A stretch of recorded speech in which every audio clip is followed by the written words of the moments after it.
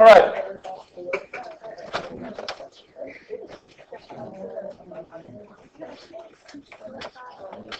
We've dealt with conditional probabilities. We've dealt with basic probabilities.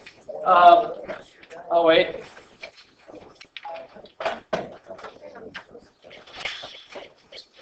We've also dealt with theoretical probabilities. We've also dealt with relative frequencies. And the last thing you need to know is that large numbers, which means as you increase those replications of your trial event, the more trials that you do, the closer that your relative frequency will hit your theoretical probability. So a little bit of vocab there. Next piece of vocab we have talked about a little bit, but one of the things that we need to test for that has been showing up again and again on AP exams is whether or not events are independent. I told you how to calculate the probability of independent events. That's to multiply, again, probability of A and B, that's an intersection. You multiply the probability of A times the probability of B. That is an if and only if statement. I said if and only if. Those two events are independent. Okay? So, here's what we're going to look at. We need to figure out, kind of put into context what independence is, and then we're going to look on how to test to see if two ideas are independent. And the working definition that I kind of think makes the most sense for independence is this. Two events are independent. We're looking at the events generically as E and F. And the first one says the probability of E given F. You should recognize that right now. The probability of E given F. Two events are independent if the condition I give you, in this case, I gave you the condition of event F. The events are independent if it doesn't matter if I give you the given statement or not. Let's look at something that we know are independent events. And I think I gave you guys an example of flipping a coin, heads or tails, and then rolling the dice 1 through 6.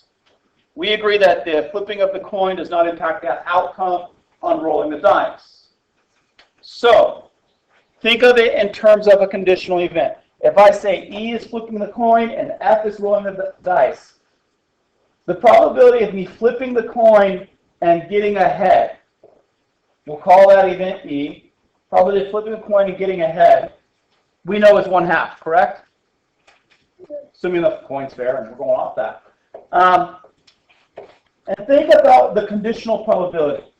The probability of flipping a coin and getting ahead, given that I rolled a 3 on a dice. Would you agree that that condition doesn't matter here? Who cares if you rolled a 3 on the dice? You're still flipping a coin. In fact, the probability of flipping the coin is 50% or 1 out of 2 when you don't give me a condition, that's the probability of E, which is the exact same thing as the probability of flipping ahead given I rolled a 3. Because it should make sense to you that probability is also 1/2. Does that make sense? So the way that I remember independence is events are independent if the condition matches the actual probability.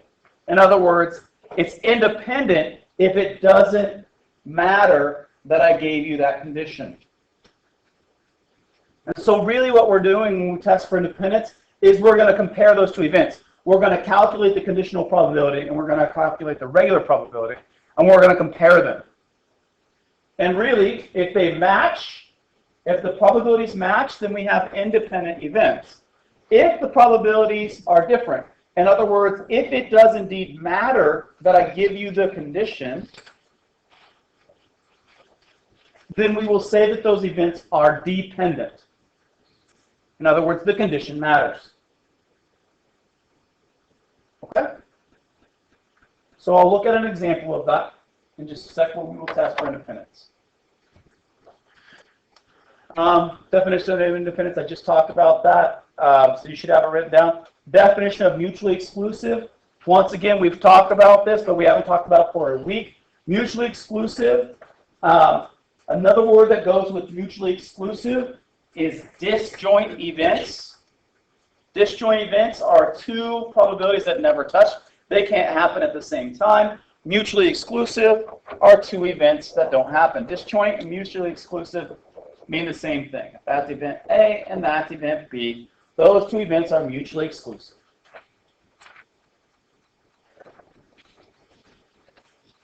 By the way, what's the probability of intersection of two mutually exclusive events? Yeah. Critical thinking there, right? No? Common sense. Is that better? Right. Independence we talked about, mutually exclusive we reviewed. Here's a set of data. This is income. Adjustable income means you kind of work on a commission. Adjustable means you might be a car salesman, and this month you sold 20 cars, so you got a really big paycheck, but next month you only sold 10, so you get a small paycheck. Fixed income means you get the same amount of money every month, so that tends to be what's called a salary. And so this is the kind of income somebody has, and this is where they live. Single family means a single family home. They're in a home by themselves. Condo, everybody knows what condos are. And then apartments. All right. Find the probability that somebody has adjustable income. Probability that somebody has adjustable income. Where is that here? Top, first row. Do you agree that this is an or situation? You can have an adjustable income in a home. You can have adjustable income in a family. Or you can have adjustable income in an apartment. This is an or situation. What are you going to do with those three probabilities? Add them up. So the probability that an individual has adjustable income should be 0.4 plus 0.21 plus 0.09, which I think comes to 0.7. Let me check me on that. So hope you agree with me. The probability that somebody has adjustable income is 0.7.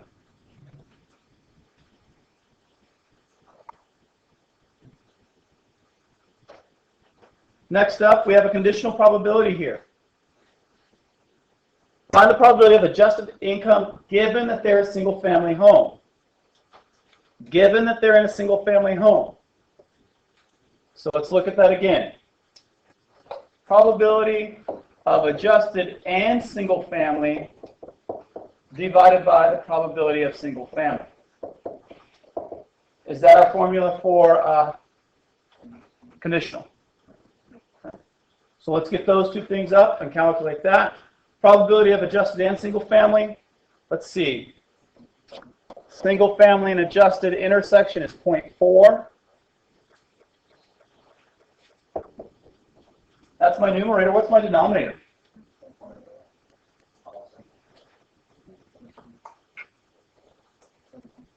All single family. 0.4 plus 0.1, which is 0.5. So 0.4 over 0.5, that come out to be 0.8.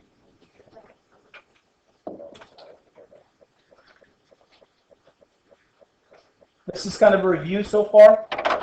Should be.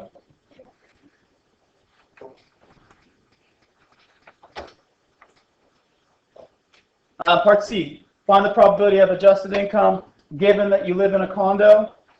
If that's the intersection of adjusted and condo over probability of condo.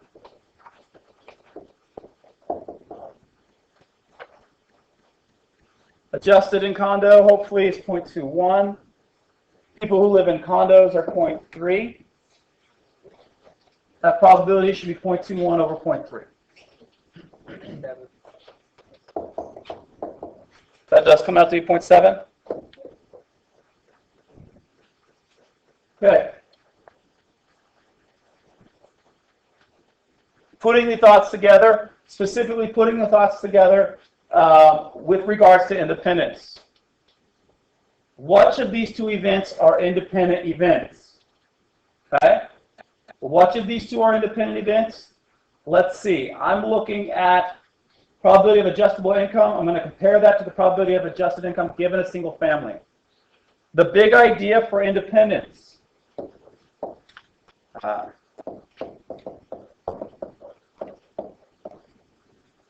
The big idea for independence They're independent events if it doesn't matter that I give you the condition.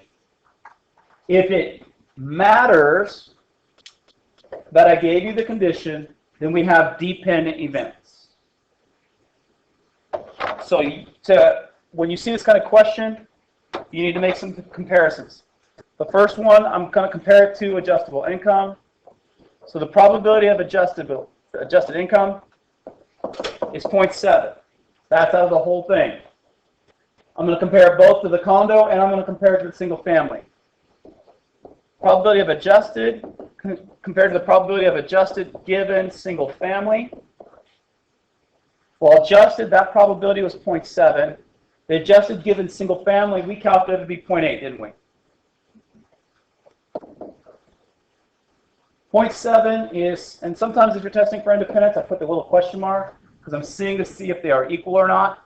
0.7 is not equal to 0.8. Since they're not equal, that means it matters that I tell you that they're from a single family home or not. It matters. Since it matters, the conclusion we say is either dependent events, and actually I'll write it as a sentence. The events of adjustable income and events of adjustable income and living in a single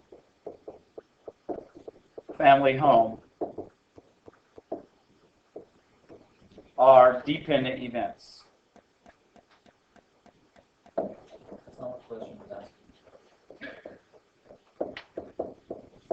I'm going to do the next one in a sec. This class tends to struggle with writing, so I'm going to start writing things out in complete sentences.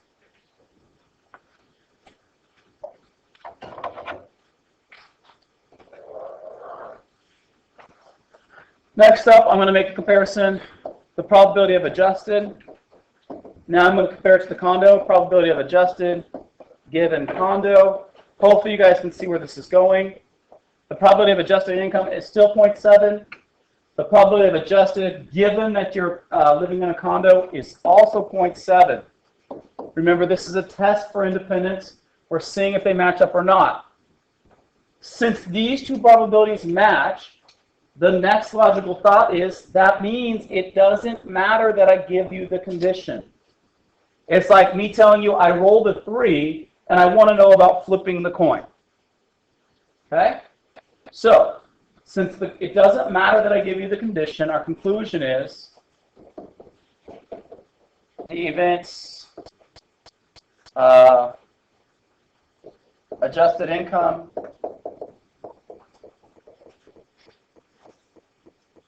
and living in a condo are independent because, I'm going to say why they're independent here, the probability of adjusted income equals the probability of adjusted income given they live in a condo. Okay. So I have independent events, they match. That means it doesn't matter that I give the condition. And you should see the difference between the two. Any questions on that? I think you guys are pretty good at calculating the probabilities up there. Really, I want to focus on just that, what's independent and what's not. Yeah? Scroll down.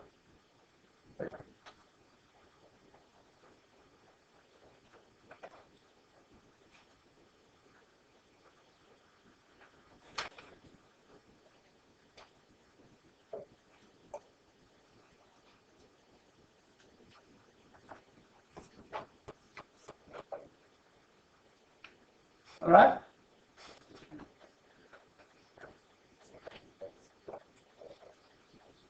Before we move forward on this, any other ways to test for independence you guys can think of?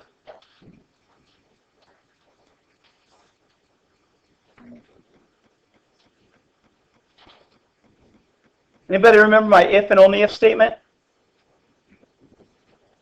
Two events are independent if and only if you multiply them together. Remember that? Yes? Talked about it not like 5-6 minutes ago.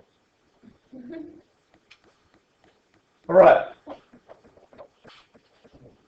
Another way that you can test for independence. Another way to test.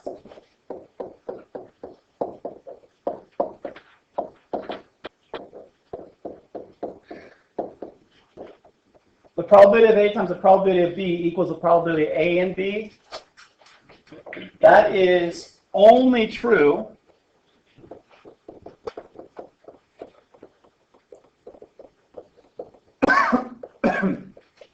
only true for independent events. That's an if and only if statement. I want to show you that it applies to that previous problem. We made the conclusion that condo and adjusted income were independent, right? To fit our definition of independence in, that means the probability of adjusted times the probability of condo? I didn't write that right.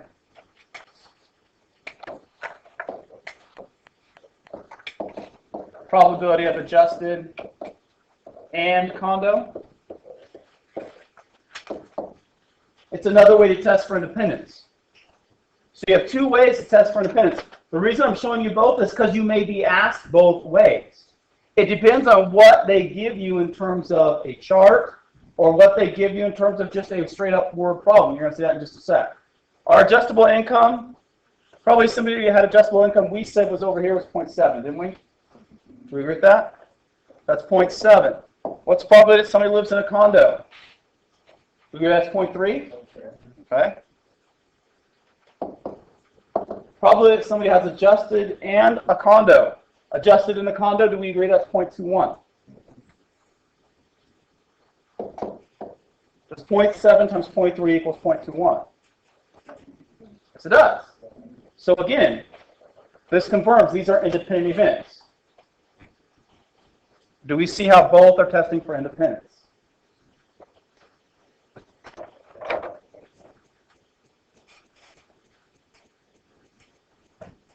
Questions on this? Yeah.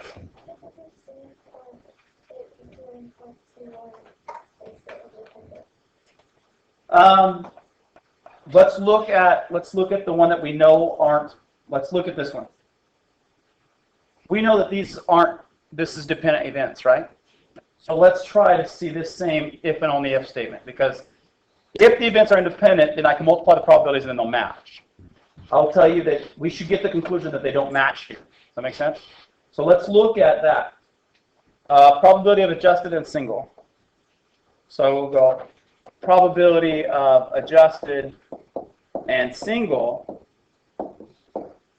should equal probability, oops, I didn't write that one right. Probability of adjusted times the probability of single. And we already, with our other tests, we said that it wasn't, but we should confirm this here. So probability of them both is here. It's 0.4, single family and adjusted. So probability of single family adjusted is 0.4 from our charts. The probability of adjusted from our charts, let's see. Adjusted is still that 0.7. So this is still 0.7. The probability that they live in a single family home is 0.5.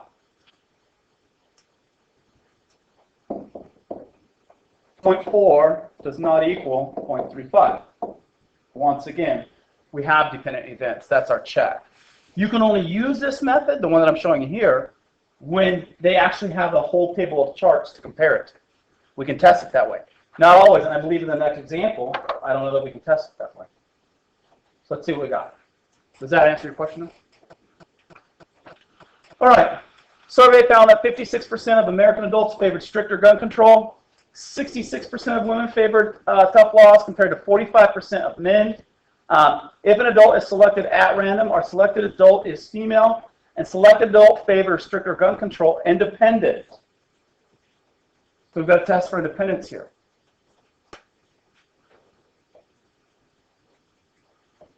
Selected adult favors gun control. So we're looking at this. Probability selected adult favors gun control.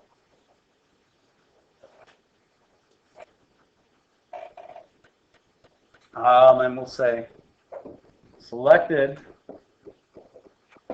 adult favors gun control. By the way, what's the probability of selected adult favors gun control?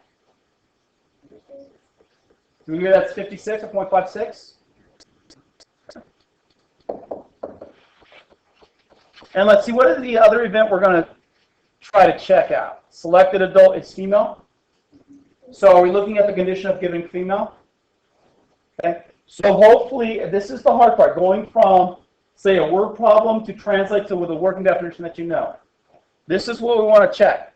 Is the probability of favoring gun control the same as the probability of favoring gun control given that you're a female? Do we agree that's what we're comparing? Those two events? And you guys already told me that the favor gun control is 0.56. Is that correct? What's the probability that you favor gun control given that you're female? 0.66. Are those two events the same thing? So what do we conclude? They're dependent events. It matters if I tell you if you're a boy or a girl. I know that you can look at that data and probably say it.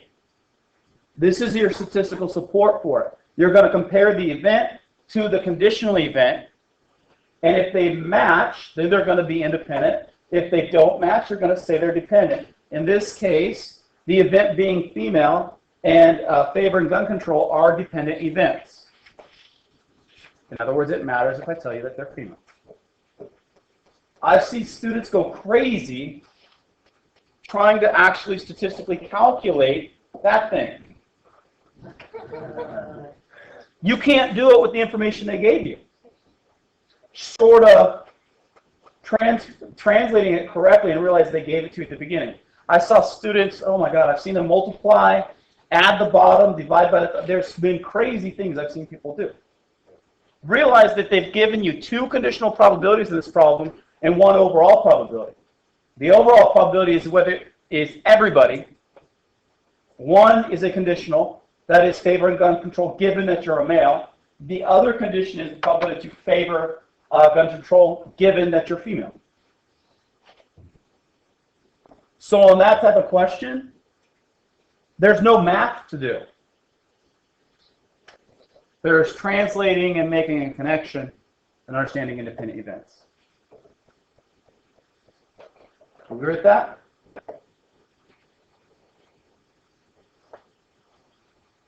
All right. I'm going to leave that. I don't want to do that one. I want to get into the next set of stuff. Because that's it for independence, I think. So let's go now to... By the way, that's a really fun calculation to make. How many people are familiar with poker or play poker in here? You ready? In draw poker, you get to draw cards and discard cards. You're dealt 5 cards. A flush means all cards are the same suit. Okay? To calculate this in a game of 5-card draw poker, what's the probability of being dealt a flush? You have to... there's a ton of different math that will go into that because you're guaranteed at least 2 of your cards match for a flush because you have 5 cards. You have 5 cards that are dealt to you. There's only 4 suits, so at least 2 match. That means you can have at most 3 that don't match. If you have 3 cards dealt, there's actually 4 or 5 different conditions that you have to find there. Okay. So, kind of cool, in my opinion, but we're not going to do it. We don't have time. So, now we're just going to get into working all the stuff that we know about probability. You've seen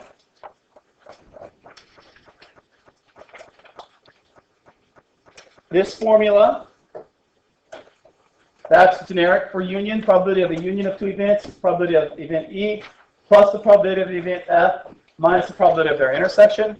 That's one formula. It's on your formula sheet. The other one, probability of E intersect F equals the probability of E given F times the probability of F. Mr. Wood, you haven't given us that formula. Yeah, I have.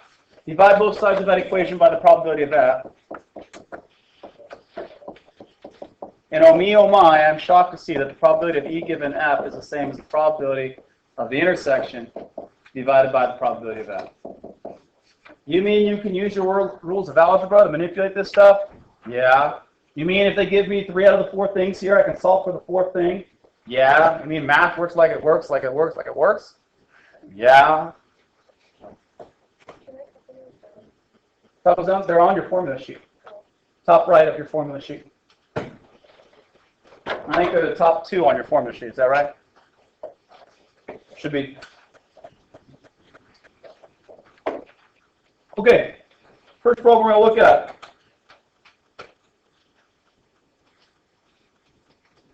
Suppose 20% of all teenage drivers in a certain county received a citation for a moving violation within the past year. Assume in addition that 80% of those receiving such a citation attended traffic school, so that the citation would not appear on their permanent driving records. If a teenage driver from this county is randomly selected, what is the probability that he or she received a citation and attended traffic school? Okay?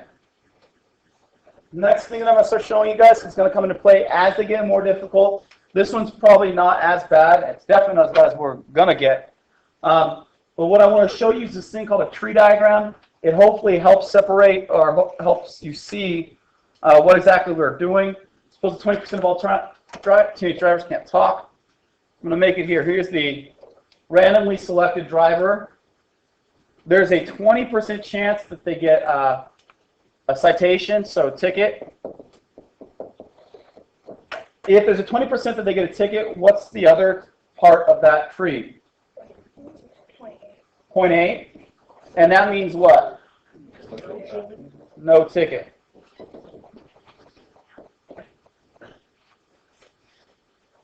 All right, there's 20% you get a ticket. So far we've represented that part. Next up, assume that in addition, that 80% of those receiving such a citation attended traffic school. So now I don't talk about people who have no ticket. I'm talking about people who received a citation. So over here, if you got a ticket, there's an 80% chance that you do what? Traffic school. And that means there's a what that you don't go to traffic school? 20% chance that you don't go to school. I'm going to say no TS for no traffic school on that. Okay. I want to connect some thoughts here. Do you agree that the first branch represents the probability of a ticket? First branch, probability of a ticket there. Yes? Okay. This is a tricky one for students to see. Right here. Do you agree that that's the probability of traffic school given that you got a ticket? That's a conditional probability there, isn't it? Because I've selected that branch. So now I'm not talking about my general population at the beginning. My condition is that you've already received the ticket, which is why it's flowing off of that part of the tree. So if I look over here, and now I'm going to kind of draw a tracing or a route, that right there represents the probability of me getting a ticket. That represents the probability that I go to traffic school. Then over here represents the probability of me both getting a ticket and attending traffic school. Do you see how that's an and situation? This and this. Do we see that? And means multiply. Do you also see of what I've just done? Matches that statement right there. You see that? All fitting together, hopefully.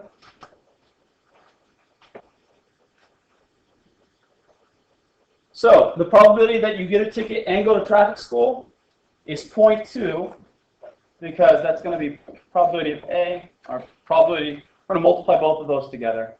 It's going to be 0.2 times 0.8, which is 0.16. Mr. Wood, why don't you just tell me to multiply those two together? Because I know where we're going on this stuff, and I know that the tree diagrams are going to get harder when we calculate other probabilities. Okay? So does that fit with what we expect to be true? 80% chance you get pulled over, 20% chance you get pulled over, 80% chance you go to traffic school. So, That's in traffic school. Oh, no traffic school.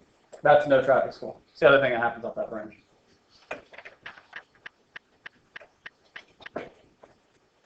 Yep. Are you always supposed to multiply it? Like this, yeah, we will. Because that fits with what we know about our conditionals. Remember that manipulation angle? How do you know that it's a shift? Well, our conditional statement, here's our conditional, right? That's the one you guys know, right? If I multiply both sides of that by probability of F, it's going to give me the probability of E and F is the probability of that condition and its event. So in this case, in context, right here, that's saying the probability of traffic school and ticket is the same as the probability of getting a ticket and the probability of going to traffic school given that I got a ticket. That's what I did right there. That's traffic school. That's that's ticket, and this is the probability of traffic school given I got a ticket. So yeah, in tree diagrams, if we're looking at that in piece, it's going to be multiplying. Suppose that 60% of all customers in a large insurance agency have automobile policies with the agency. 40% have homeowners, 25% have both. If a customer is randomly selected, what is the probability that he or she has at least one of these two types of policies with the agency?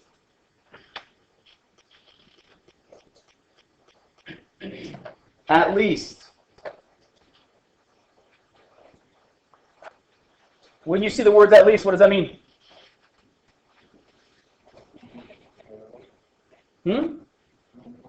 Minimum? At least in this class? At least is minimum in, say, Algebra 2, where it's less than or greater than. At least in this class can be just homeowners, just auto, or both. The words at least in the context of this class, you should be thinking union. And I told you that already. Union. Two ways to approach this one. Formulaically, probability of A union B, which is A or B, the same as probability of A plus the probability of B minus the probability of A and B. That's a formula. It's the second formula that's written on your formula sheet. It's the same formula that we've used several times. They've given me A, 60% of all customers. They've given me B, 40% of all customers. They told me that 25% have both.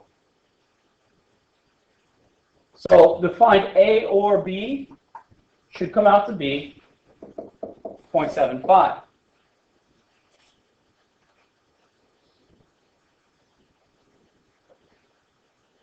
And while you guys are copying that down, see if this doesn't make sense as I draw it. That middle one is 0.4. Oh, that's not right. It's not 0.4.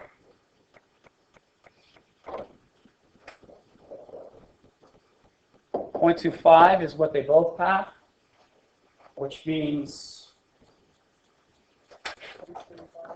0.35 here and 0.15 there. That's how your Venn diagram would look. And if you're looking at an or at least one, notice that 0.35 plus 0.25 plus 0.15 also sums up to be 0.75. Oh me, oh my, I'm shocked to see that the union is this or that. Mr. Wood, you added all three of those things up, but on this problem, you subtracted something out. Yes, I did. The reason I subtracted something out is because in red, I counted the 0.25 twice. In my Venn diagram, I actually did the subtraction and subtracted it out to get my correct numbers in the correct location. Two ways to solve the same problem. They should both make sense to you at this point of the ballgame.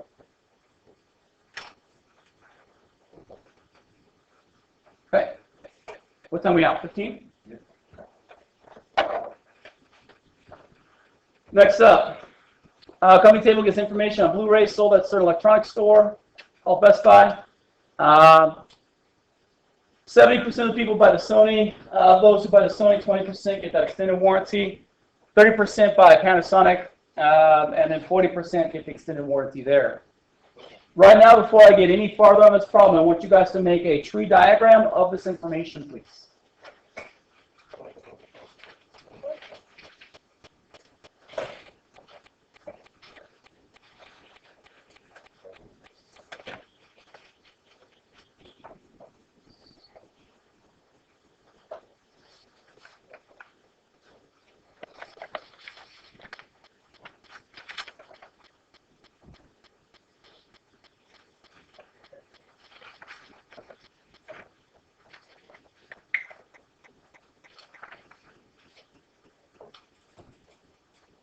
I guess I can pause this by making a tree diagram.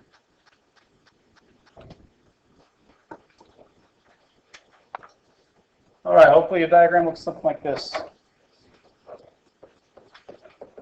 Sony 0.7, Panasonic 0.3, and from Sony, warranty is 0.2, so no warranty is going to be 0.8 there, and Panasonic is 0.4 with the warranty, and 0.6 without.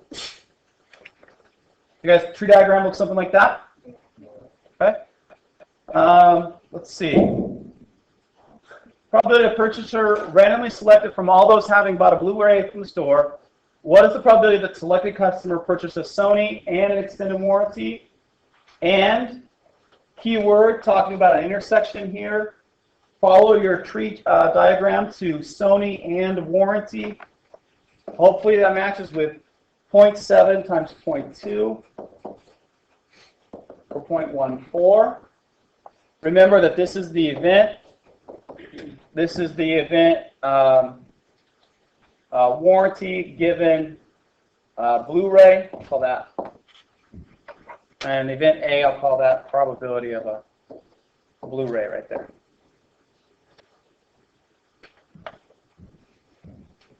Are we okay with that flow chart and how it's working?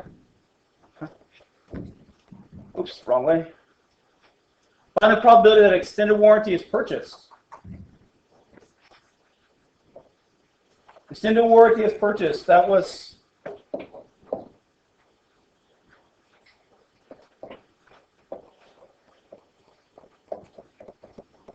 we just did probability of Sony warranty. That was 0.14. How else might I be able to purchase a warranty? Panasonic? Do we agree with that? What's the probability that I get a warranty with Panasonic? 0.4?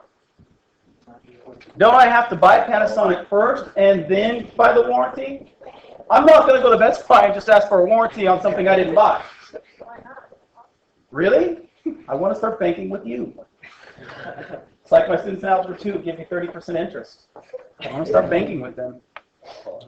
0.3 times 0.4 should be 0.12. Hopefully you agree that there's a 12% chance that you buy the Sony and get the warranty. I mean Panasonic.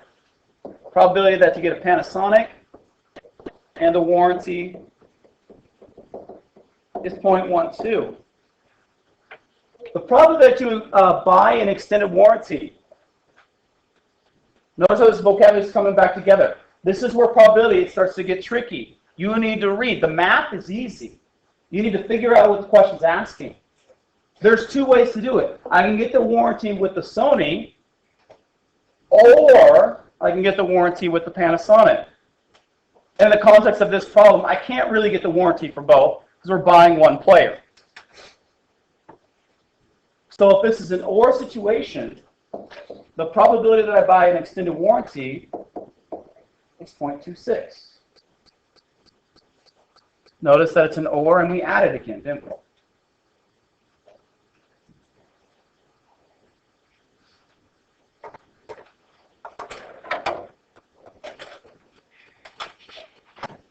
Skipping that one, I want to do this one. This is where they get good.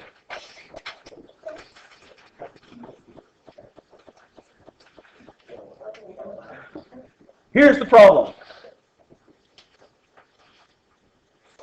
Two shipping services offer overnight delivery of parcels. We'll call them FedEx and UPS.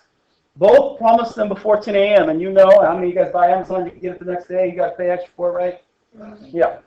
Mail order catalog, company ships 30% of its overnight packages using shipping service 1, and then 70% of it using service 2. So like 30% of their packages go FedEx, 70% go to UPS. Service 1 fails to meet the 10 a.m. delivery 10% of the time, where service 2 fails to deliver 8% of the time. Suppose that I bought something from this company, and I was expecting my package at 10 a.m., but now it's 10:30, and I don't have my package in front of me. I need to know who I need to call to get mad at.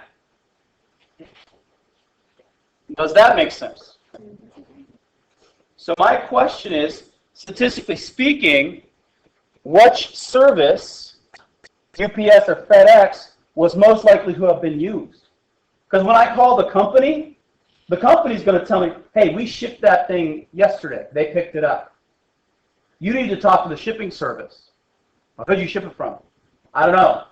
Some of the time we use FedEx, some of the time we use UPS. Right?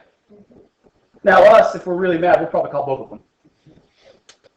But I'm too lazy to do that. I'm going to use stats instead. No, Mr. Wood, I'll just call both of them. Thanks. What's that? But I didn't say this company was Amazon. Let's say this is like Getazon. Like it's like almost as good as Amazon, but not quite. Yeah, because they use two different services. All right.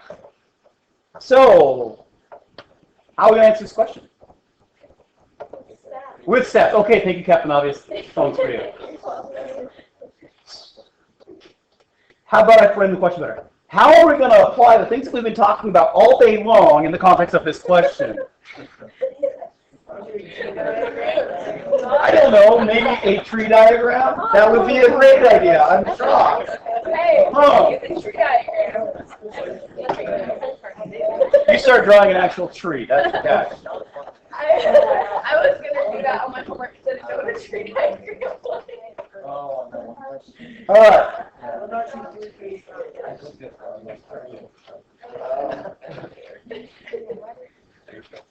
First branches, gonna be whether it's FedEx or UPS. We're gonna say service 1 or service 2. Here's my package. I've got a what kind of chance that I win with service 1? 30% chance with service 1 and 70% service 2. Should make sense as these two ideas are complementary events. Next up, they give me a condition. If I use service 1, notice that that's a condition. If I use service 1, it's late 10% of the time. Again, probability of late given service 1, 10%. Probability it's late or on time, it's 0.9.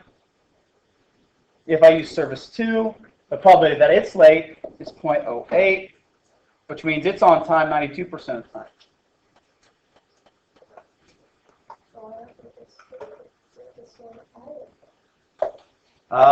Service 1 or service 2? People are going to say pick service 2, and they do most of the time, but what happens is service 1's a lot cheaper. So, well, that's the only, like, the first thought usually comes is, well, duh, this is on time more frequently. Why not use it all the time? That would make sense, Mr. Wood. Well, they're in the business to make money. So, I'll gamble that it's not going to be late, but it's a lot cheaper here. Let's half price for shipping. All of a sudden, I might use that all the time. Right? All right. So what do we got? What are we going to do here? What shipping service is most likely to be used?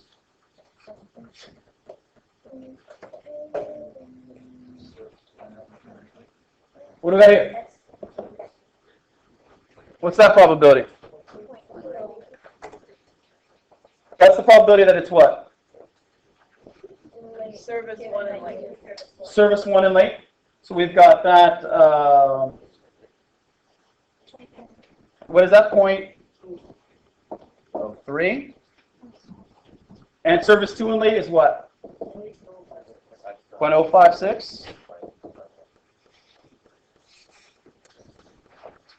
Now, that doesn't help me too much in the context of this problem, because I have a very specific condition here. The tree diagram we just did these, we know those already. This is what I want to look at. My condition now is that it's late. My condition now is my package is late. So I want to know is what's the probability I use service 1 since or if or given my package is late. So that should make sense to you that it's going to be probability of service 1 and late divided by the probability that it's late. Should make sense to you the probability that you use service 2 given that it's late. It's probability of service 2 and late given that it's late.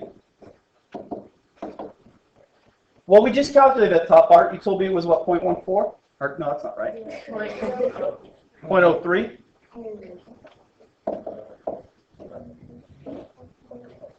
And the bottom part is 0.056.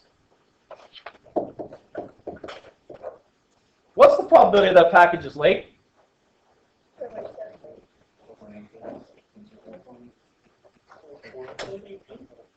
0.18? 0.086.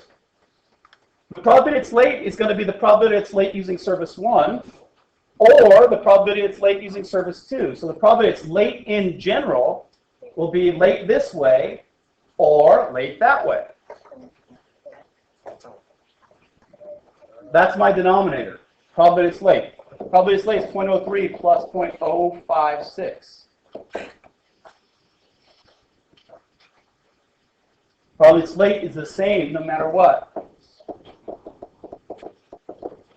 So probability is late, probability that service 1 was used, given that the package is late, comes out to be, I don't know what that is, 0.03 divided by 0.086? 0.03. What's that? 0.0348. Oh, 0.34. thank you. Yeah, what are you doing? 0.34 what? 0.34 what? 8. And 0.056 divided by 0.086? You got that. 0.6512.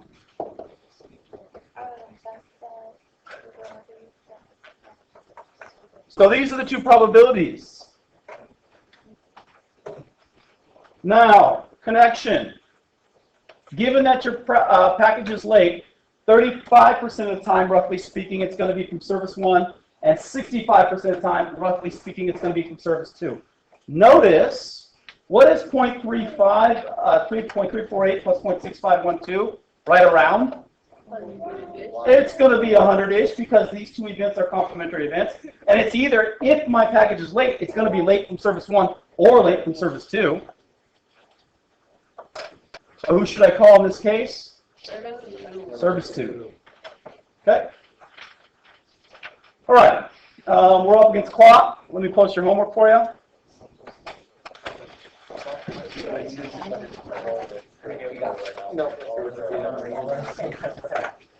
Let's see. You did 47, 48, 54, 56. No. You guys 41, 42, 43, right? Yeah, we did it. Okay. Then here's what I need. Page 320, numbers 47, 48, 54, 56, And then 59 through 62.